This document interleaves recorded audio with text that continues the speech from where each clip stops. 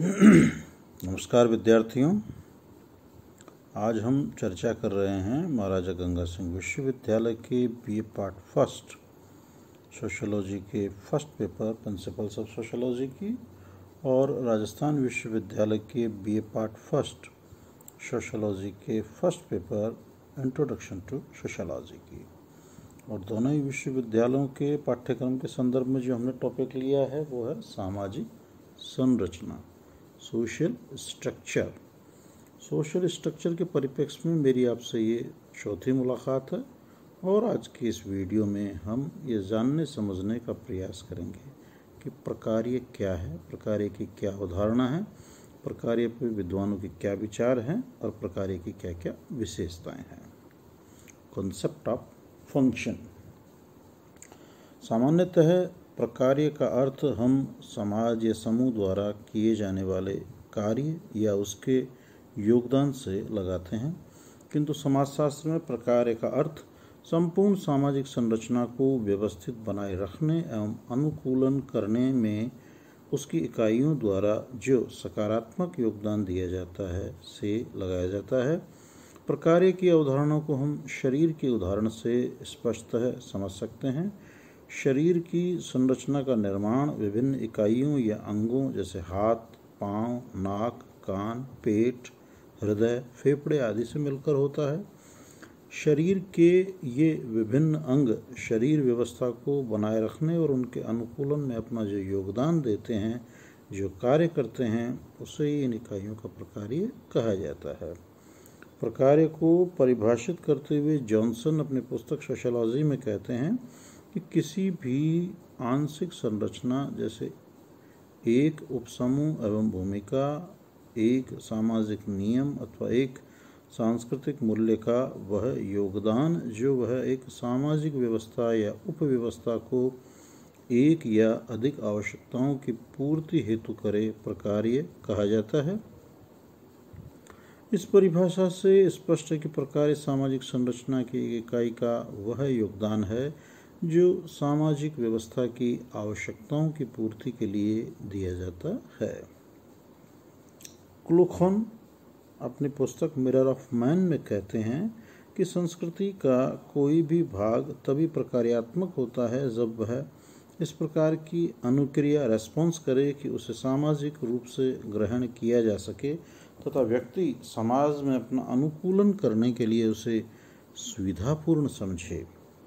इस परिभाषा से स्पष्ट है कि प्रकार्य इकाई का वह कार्य है जो व्यक्ति के सामाजिक अनुकूलन में सहयोग दे और जिसे समाज के अन्य व्यक्ति भी ग्रहण कर सके।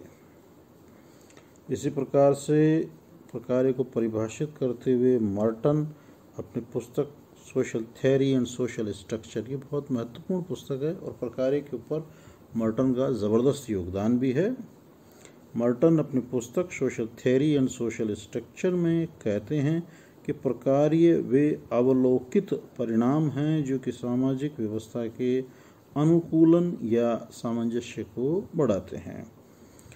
उपर्युक्त परिभाषाओं में प्रकार्य को विभिन्न रूपों में प्रकट किया गया है, किंतु समग्र रूप से हम ये कह सकते हैं, अगर इनका निष्कर्ष निकालें विद्वानों के विचारों का, तो प्रकार्य समाज व संस्कृति की इकाई का वह योगदान है जो उनकी निरंतरता और व्यवस्था बनाए रखने में सहायक होता है।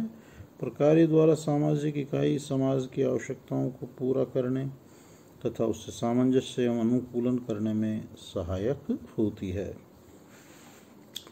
अब हम बात करेंगे प्रकार्य की विशेषताओं की। जो अपन ने ऊपर विद्वानों के विचारों को जाना समझा है, उसके आधार पर अब हम इसकी विशेषताओं की चर्चा करेंगे। पहला है, प्रकार्य का संबंध सामाजिक संरचना का निर्माण करने वाली इकाइयों से है। अगला है, सामाजिक संरचना की इकाइयों द्वारा किए जाने वाले सभी कार्य को प्रकार्य नहीं कह के केवल उन्हीं कार्यों को जो समाज द्वारा अपेक्षित होते हैं प्रकार्य कहलाते हैं। उदाहरण के लिए हम शिक्षण संस्थाओं से यह अपेक्षा करते हैं कि वे शिक्षा प्रदान करें तथा समाजीकरण में योगदान दें। इस अपेक्षा के अनुसार किया गया कार्य ही शिक्षण संस्थान का प्रकार्य कहलाएगा। तीसरा है, प्रत्येक प्रकार्य का कोई ना कोई उद्देश्य अवश्य होता है। प्रकार्य का प्रमुख उद्देश्य सामाजिक एवं मानसिक आवश्यकताओं की पूर्ति करना है। अगला है, प्रकार्य सामाजिक संगठन एवं व्यवस्था को बनाए रखने में सहायक होते हैं और ये समाज में अनुकूलन और सामंजस्य में योगदान देते हैं। नेक्स्ट है, प्रकार्य इकाइयों द्वारा किए जाने वाले उन्हीं कार्यों को कहेंगे जो समाज द्वारा स्वीकृत और मान्य हो। नेक्स्ट है, प्रकार्य इस बात को स्पष्ट करते हैं कि समाज के सभी कार्यों का समाज की विभिन्न इकाइयों में विभाजन कर दिया जाता है। वे सभी इकाइयाँ अपना अपना कार्य करती हुई परस्पर सहयोग करते एवं संबंधित रहती है, जिससे समाज में एकता एवं संगठन बना रहता है। प्रकार्य से इकाइयों में परस्पर प्रकार्यात्मक संबंध एवं प्रकार्यात्मक एकता पैदा होती है। नेक्स्ट है, कुछ विद्वान यह मानते हैं कि सामाजिक संरचना की इकाइयों के प्रकार्य पर ही समाज का अस्तित्व टिका हुआ है। यदि ये इकाइयाँ अपना योगदान देना बंद कर दें तो समाज नष्ट हो जाएगा। उदाहरण के लिए, शरीर के विभिन्न अंग अपना अपना कार्य बंद कर दें तो शरीर का बना रहना संभव नहीं होगा। अगला है, प्रकार्य का संबंध इकाइयों द्वारा समाज को दिए जाने वाले सकारात्मक योगदान से है।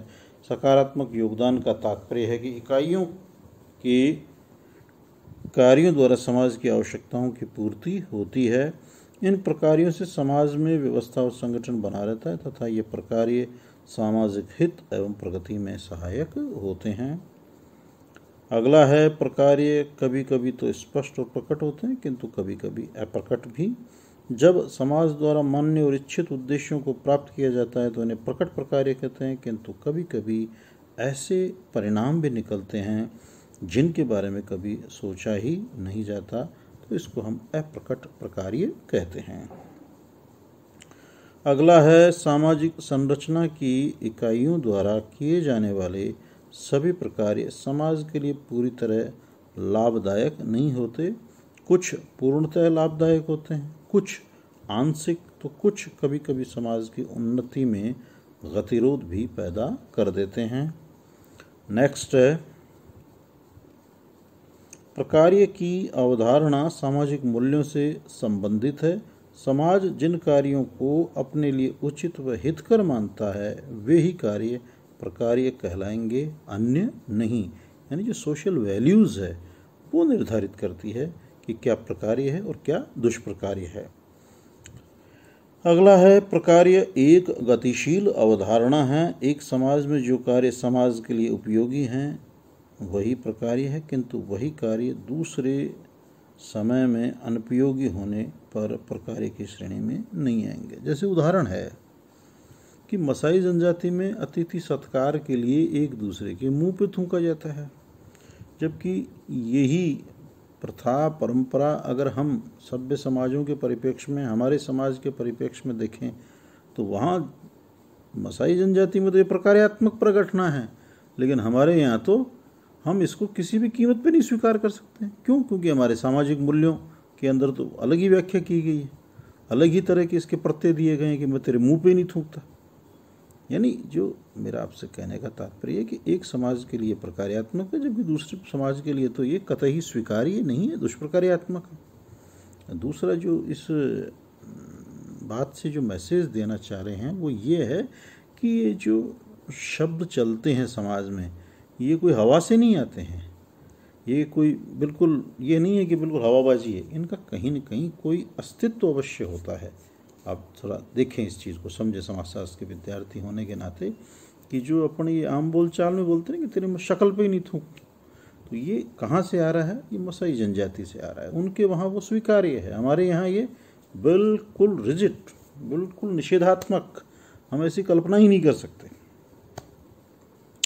और अंतिम है, समाज में प्रकार्यों की संख्या निश्चित नहीं है, इनकी गणना करना व सूची बनाना असंभव है। फिर भी मोटे तौर पर उन्हें बड़े शीर्षक जैसे धार्मिक, आर्थिक, सामाजिक, राजनीतिक आदि के अंतर्गत रखा जा सकता है। तो इसके साथ ही हमारा ये सामाजिक संरचना का चैप्टर भी आज यात्रा इसकी पूरी हुई। कल आपके समक्ष एक नए विषय, नए बिंदु, नए चिंतन का विषय लेके फिर मैं आपके सामने आऊँगा। बार बार मेरा आपसे प्रत्येक वीडियो के अंत में यही कहना होता है, आप इन वीडियोस को ज़्यादा से ज़्यादा लाइक करें, सब्सक्राइब करें और आपकी समस्या जिज्ञासा के परिप्रेक्ष्य में कमेंट्स करें। कोई बात, कोई शब्द, कहीं कोई प्रश्न आपके मन में उमड़ रहा है तो उसको आप अवश्य पूछें, झिझके नहीं, पूछें आप। माना कोरोना की वजह से हमारे बीच प्रत्यक्ष संवाद नहीं, लेकिन ये भी एक पद्धति है संवाद की, समाज का आज का परिप्रेक्ष्य, तो हम इसके माध्यम से भी बहुत अच्छी तरह से संवाद कर सकते हैं। कोई झिझकने की आवश्यकता नहीं है। इनबॉक्स में आके आप आराम से व्हाट्सएप पे या यहाँ यूट्यूब पे, जैसा भी आप उचित समझें, आप आराम से बात कर सकते हैं, बेझिझक बात कर सकते हैं, अपनी बात पूछ सकते हैं, अपना प्रश्न रख सकते हैं, अपनी असहमतियाँ प्रकट कर सकते हैं। आपके लिए पूरी स्वतंत्रता है, इसके लिए आपका पूरी तरह स्वागत है। और दूसरा मित्रों, बार बार हम अखबारों में, रेडियो, टीवी में पढ़ रहे हैं, सुन रहे हैं कि कोरोना के बारे में, तो कोरोना से हमें डरना नहीं है, घबराना नहीं है, हमें हमारी हिम्मत और बिल्कुल आत्मबल से कार्य करना है। अनावश्यक हमें बाहर जाना ही नहीं है।